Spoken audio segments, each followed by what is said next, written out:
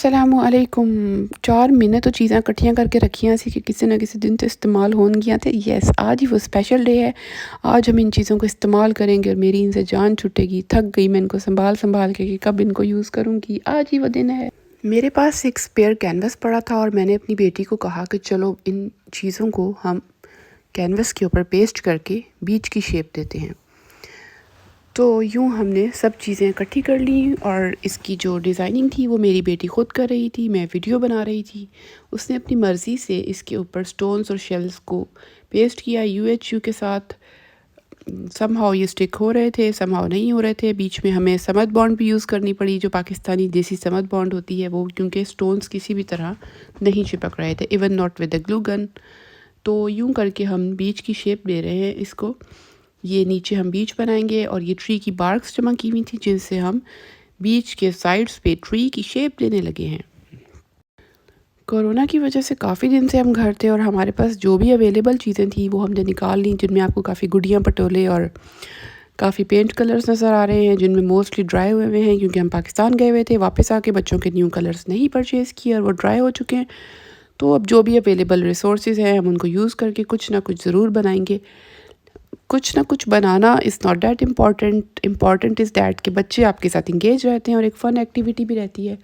और ये मेरी बेटी अब पानी की शेप देना चाह रही है। कलर्स हमारे पास है नहीं, ऑयल पेस्टल्स पड़ी थी तो मैंने कहा बेटा यही यूज़ कर लेते हैं हम।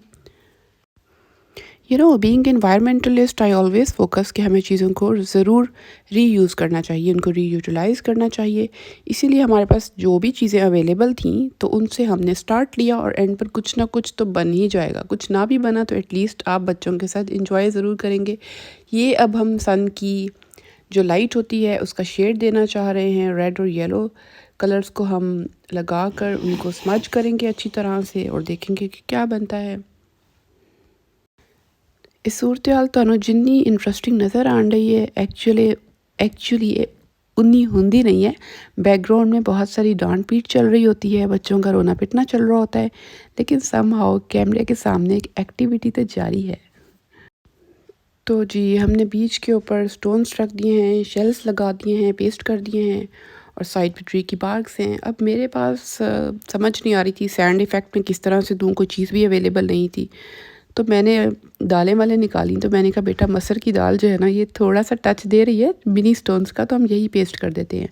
मसर की दाल पेस्ट करने के बाद हमें समझ नहीं आ रही थी कि अब हम ट्री की ब्रांचेस कैसे बनाएं। हमारे पास कोई भी आर्टिफिशियल प्लांट लीव्स नहीं थे, तो मुझे जहन में आया कि क्यों ना हम कॉटन बर्ड्स को निकाल कर उनको कलर करें।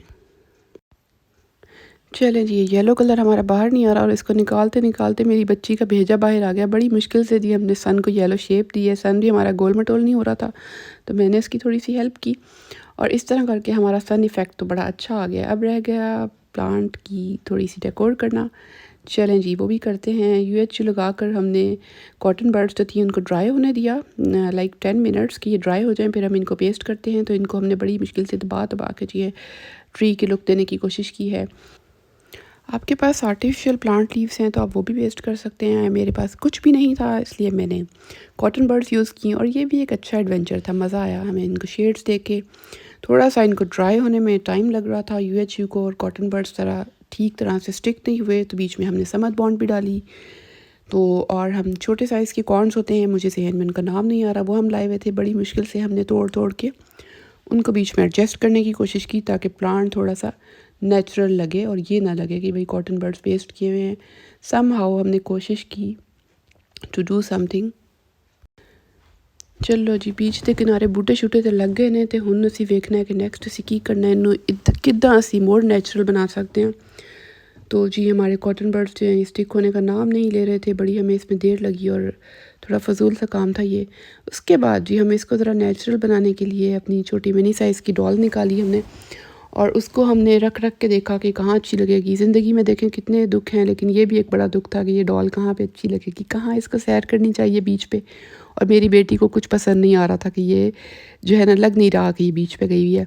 तो यूएचयू लगा कर हमने इसको पेस्ट किया और हमारी जो थी पेंटिंग वो कंप्लीट हो गई थी।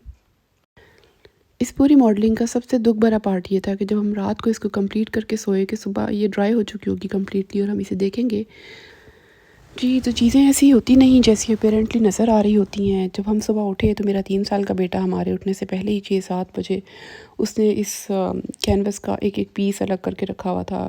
गुड़िया कहीं पड़ी थी, उसकी खोपड़ी कहीं पड़ी थी, उसका बाजू कहीं था, दरख्त की टहनियाँ कहीं थी। रात को एक अंधेरी हवा चली और जज़ीरा सारा उजड़ गया।